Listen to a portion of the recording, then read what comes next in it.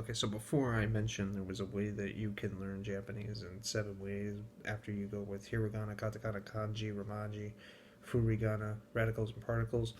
So basically, we're going to kind of talk about how to learn Japanese in this video and what you can do to prepare for it. So when you learn Japanese, what I would recommend doing is starting with the basics. Start with hiragana and katakana. Basically, hiragana and katakana are the basic letters, or kana for short.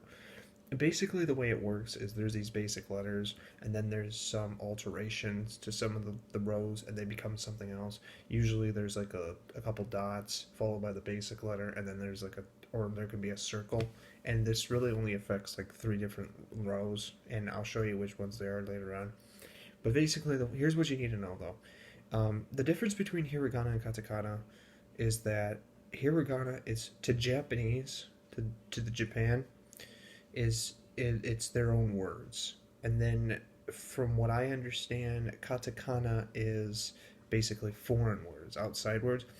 But here's the thing though, okay, rather than being a little confused like which is which, how you can tell the difference between hiragana and katakana is just by looking at the way the words themselves are spelled. If they're using hiragana letters, then the whole word's just going to be spelled with hiragana.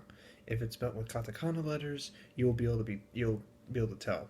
Now, like I said, hiragana and katakana are two different sets of letters, so you'll have to learn those. And they're roughly like 46 plus the whatever the extra is. It kind of gets a little confusing, but the way Japanese letters are, they're usually follow with the exception of a few. They have 3 letters that they have, but there's always they're singular, so the vowels are pronounced like you have an A that's an ah, like as in father, an I as in like 2 E's like tree, like E, the long E in English. You have E itself, like the letter E, as in eh, like huh, or as in EH, for example. You have O as in hope, like one O, and then you have like ooh, like Jupiter, like it's 2 O's, or hoop, for example. So it's interesting because like vowels are significantly shorter, or I'm sorry, they're singular. So basically, those vowels will be the same, but there's a consonant that usually goes in the between them, and there's a few letters. Again, you just have to look up like the symbols, and then the romaji, which is basically just the letter formation of it. And furigana, basically, just throwing this out there, it's just basically like a simplified version of reading kanji when we get to that. But basically, to make a long story short, for hiragana and katakana, what I would recommend doing is just, that's how you read them. You just have to figure out what letter you're looking at. So again, memorize the symbol, and then memorize the romaji, the reading, and then just try to figure out how to put words together with them. And that's basically what you can do, because the way the Japanese language works, it's like this. You have to have letters to spell words, and then you need to have words to spell sentences. Once you figure out the sentence structure, basically it's just memorization.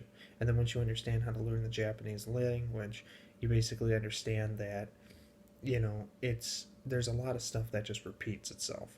So it's not like once you start saying things in the language, it becomes a lot simpler than just for example, like something like English, where while it has its own significance, but at the same time, even English has its own confusion, because there might be certain grammar laws and words that don't sound the way they're spelled, but that's not the case with Japanese. There's just once you figure out the Japanese grammar laws, it's basically a lot more simplified than that of other languages, for example.